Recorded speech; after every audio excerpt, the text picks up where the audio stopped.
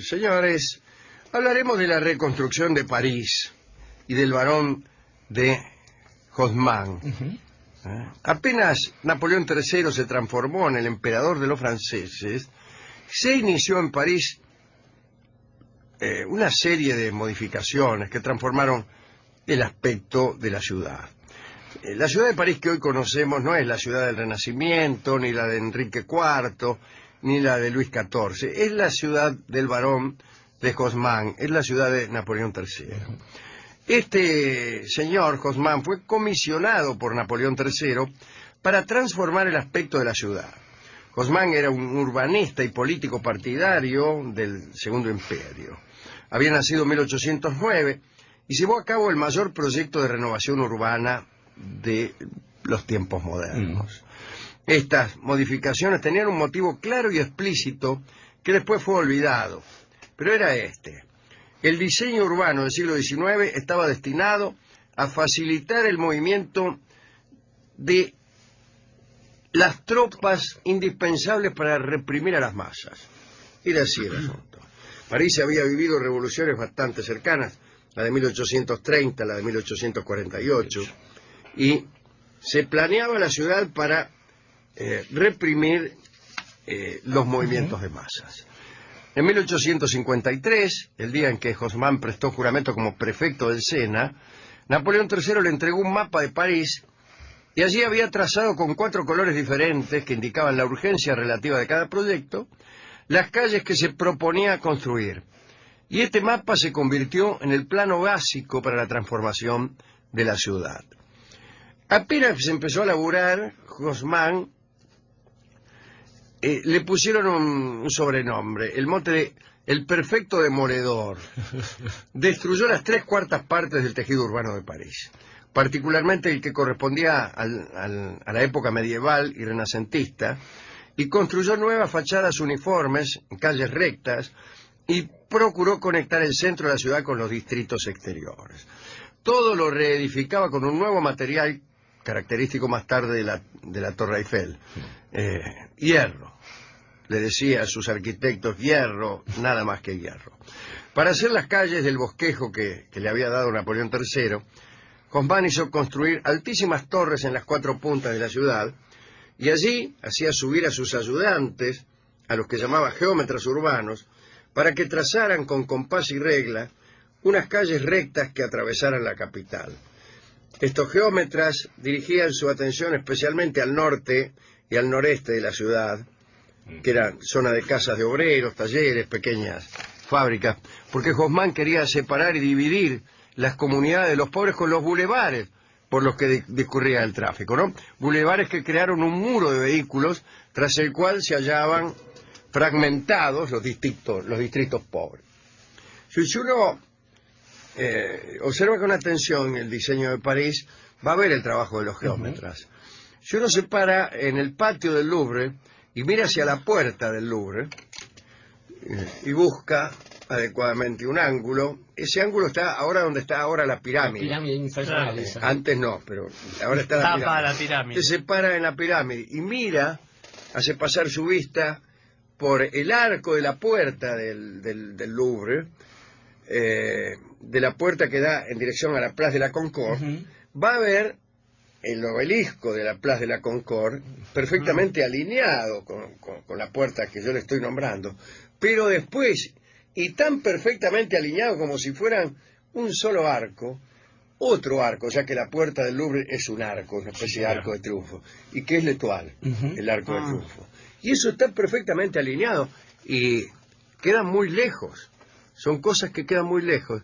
Quiere decir que han trabajado con precisión balística, son de un auténtico artillero, además, ¿no? De artillero como era el propio emperador, ¿no? Napoleón III. Bien, estos bulevares de los que estábamos hablando antes de esta digresión, estaban calculados para que tuvieran el ancho de 2 carros del ejército que pudieran desplazarse en paralelo, lo que posibilitaba a la milicia, en caso necesario, disparar hacia los lados de la calle.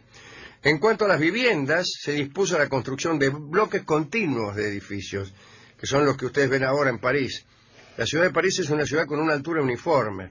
Esto no significa que la uniformidad produzca necesariamente belleza, pero al menos los edificios de una misma altura nos evitan la medianera. Nos evitan la medianera, una de las terribles desgracias de la ciudad de Buenos Aires. La medianera, aquí no ha habido ningún Haussmann. Pero, de todos modos, es casi una charla en contra del Barón, por lo mucho que destruyó. De todos modos, reemplazó lo destruido por algo que conllevaba a una idea. Aquí en Buenos Aires no ha sucedido eso. Lo destruido, que en todo caso nunca fueron construcciones medievales, ni renacentistas, ni dignas de ser preservadas en realidad, en su gran mayoría, pero digo, lo destruido fue reemplazado por el capricho del contratista. Toda la ciudad de Buenos Aires está construida del modo en que han querido las empresas constructoras, sin absolutamente ninguna legislación urbana que cumplir. Y cuando hubo legislación urbana se encargaron mediante artilugios que podría yo explicarle, pero sería aburrido, de eludir el cumplimiento de esas leyes. Y el resultado es una ciudad muy perjudicada en su belleza y muy perjudicada en su desarrollo posterior.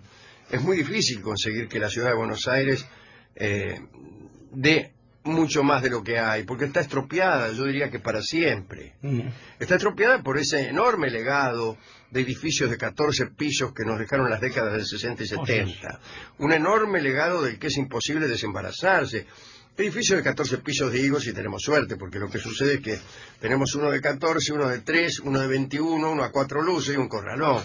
Esto produce, además de una enorme fealdad, lo cual ya es malo, ¿no? Porque creo que un derecho inalienable del habitante de una ciudad es el derecho a disfrutar de una belleza, aunque sea una belleza atorranta. Pero bueno, sino también de la funcionalidad. Claro, sí. El uso del espacio. El uso del espacio es absolutamente irracional. No es posible que alguien tenga un derecho, que se diría que en ningún país del mundo uno puede ejercer sobre el solar que posee un derecho tan absoluto como la ciudad. Claro, está bien eso. Bien, discúlpeme. Seguiremos hablando del pobre varón Haussmann, ¿no? Haussmann trabajó también tapando los pasajes,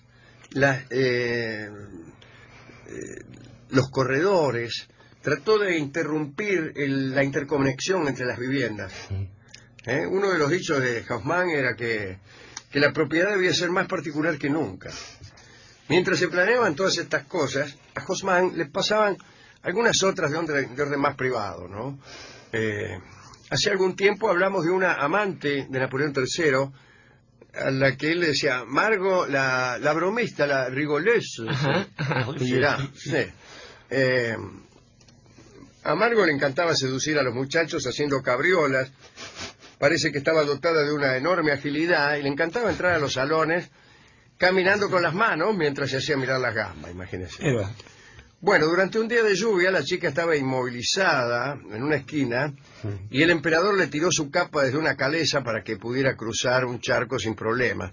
Algo así como Walter Raleigh. Sí, pero sin bajarse. Pero sin bajarse. Sí, el gordo tranquilo, sí.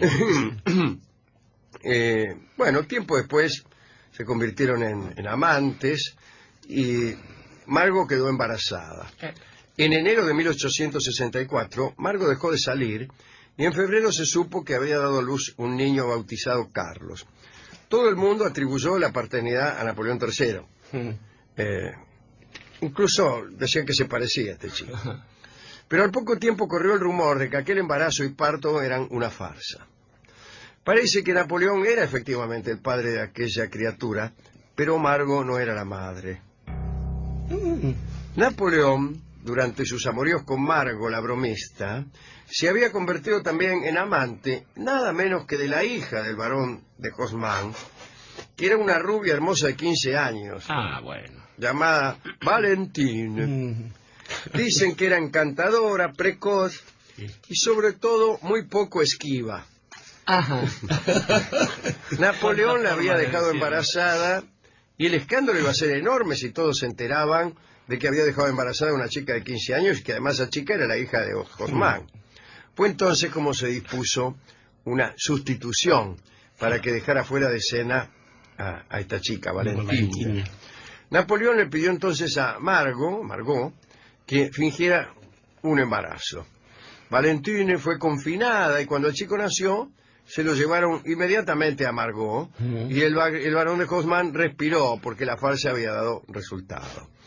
Napoleón se salvó de un escándalo público, pero la que estaba un poco enojada era la mujer del emperador, Eugenia de Montijo, claro, que no sabía de la sustitución, pero sí de la infidelidad de su esposo con Margot, o con quien fuera. Sí, claro. Pensaba como la mayoría que el hijo era de Luis. El emperador entonces se sometió a un ultimátum de su esposa. La esposa le dijo, bueno, mira, así que tuviste un hijo con Margot, yo quiero que Margot me firme una carta a mí en la que confiese que el hijo que ha tenido contigo en realidad es de otro y que además me jure que se va a retirar de París para siempre. Y así lo hizo Margot, y fíjese qué cosa tan extraña, el chico en realidad era hijo de Napoleón III y de la hija del barón de Haussmann. Sí, en virtud de la farsa, de las sustituciones, de las promesas hechas a Eugenia, el pobre chico quedó como hijo de Margot, que era nadie, y de un desconocido. Y nunca más se supo de ese pibe. Margot le firmó aquella confesión y este hijo tuvo un destino que no era el suyo. Claro. A esta chica Margot no la vieron nunca más, se fue de París, nunca más se supo. Bueno, solucionado este problema, Haussmann y sus geómetras dividieron la ciudad de París en 3 redes. La primera consistía en el laberinto de calles que formaban originalmente la ciudad medieval. La reforma de Haussmann se sentó también en cortar edificios, enderezar calles en las proximidades del Sena, porque al costado del Sena no había costanera. Las calles terminaban así nomás. Por ahí había una callecita, por ahí no. Era todo muy caótico, era imposible reconocer una calle costanera que posibilitara el tránsito. La segunda red consistía en calles que comunicaban la ciudad con la periferia, ¿no? Cuando las calles llegaban al borde de la ciudad, la administración empezaba a controlar efectivamente localidades que podían ya conectarse con el centro. Y la tercera red, la más amorfa, consistía en calles que comunicaban las principales vías de la ciudad y las redes primera y segunda entre sí. Las calles de la segunda red eran lo que llamaba Haussmann las venas de la ciudad, servían para salir. Si alguno conoce París, está el Boulevard de Sebastopol, claro, que es la calle que va para el norte, una calle derecha que parece Rivadavia, que va desde el Châtelet hasta la puerta de Saint-Denis. Y tenía y tiene un ancho de 30 metros, dividió en dos una zona congestionada, irregular y pobre, de modo tal que incluso las antiguas calles y sus edificios ni siquiera se comunicaban con el bulevar, porque a veces desembocaban allí en ángulos difíciles, intransitables. Claro. O sea que los edificios que hoy vemos en el bulevar de Sebastopol son edificios posteriores. A Walter Benjamin esto le parecía una aberración. Decía que el tráfico había quedado divorciado del diseño de los edificios situados a lo largo de la calle, que los edificios apuntaban para un lado y las calles para el otro. Se trataba, eso sí, como también Benjamin decía, de sacar a la gente del centro, sacarla de allí. Ni más ni menos que una autopista. Sí, claro, totalmente. Un Clignancourt es lo mismo, donde está el mercado de Pula, ¿no? Digamos, para terminar, que Haussmann rompió incluso con algunas tradiciones para gestar trayectos rectos y rápidos. Uno de los mayores problemas eran las carretas que se desplazaban rodando o rodeando el cementerio Montmartre. Y Haussmann perturbó a los muertos, hizo una vía sobre el cementerio. Todavía está el viejo cementerio. Sí. Esto lo llevó a terribles juicios con los familiares de los difuntos y se prefirió pagar para disponer del aire sobre los muertos, ¿no? Y se construyó entonces la calle Couloncourt, que para muchos expresaba la nueva geografía de París y violaba todos los aspectos tradicionales de la vida urbana. Haussmann murió en 1891, tiene una calle en París, de grata recordación para mí, que es la continuación del Boulevard de Montparnasse, que te lleva hasta la ópera. Lleva hasta la ópera. Lo que vemos nosotros es una París relativamente nueva. Claro que hay edificios y iglesias de enorme antigüedad y que es una ciudad hermosa, pero este diseño, esta elegancia de París es de Haussmann. Y nos dejó esa elegancia a cambio de haberse llevado un pedazo grande de historia de París.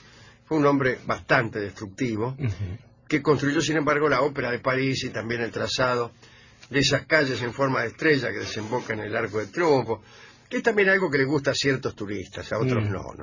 Las calles amplias, llenas de autos que cruzan todos por ahí, alrededor de una rotonda, tienen su encanto. Los Ángeles. Para algunos, sí, no quizá para nosotros, no. que preferimos la rue de la Contrescarpe. Sí, totalmente. Y las acróbatas, en su caso, haciendo piruetas. De todos modos, este hombre demolió, pero tenía un plan, tenía una idea, tan mal no le fue. La gente que ve ahora París encuentra algo que se llama belleza y que genera riqueza. Genera riqueza porque la gente va allí como turista y deja dinero, cosa que no sucede en algunos otros lugares. No sucede porque no ha habido ese cuidado. Han venido otros Haussmannes que han destruido todo, que no han dejado nada en ese lugar, ha sido dejado todo a la buena de Dios o a la mala de las contratistas, ¿no? Entonces, tenemos unas ciudades como las que de la costa atlántica, que tienen una belleza que cuidar, puesto que son ciudades turísticas, y bueno, sin embargo, dejan que cualquiera construya lo que desee.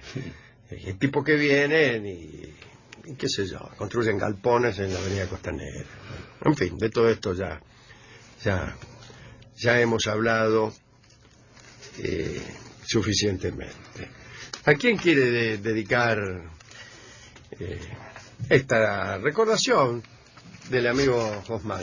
Estaba pensando, Alejandro, que es interesante porque París, gracias, o sea, por culpa en realidad de Haussmann, perdió edificaciones, pero por suerte están los escritores de París que nos han permitido alguna vez pasear por esas calles, justamente decir, bueno, acá debía estar tal cosa, esta es la París de Notre Dame, de los misterios de Nuestra Señora. Sí, ¿no? Quedó bastante. Quedó bastante.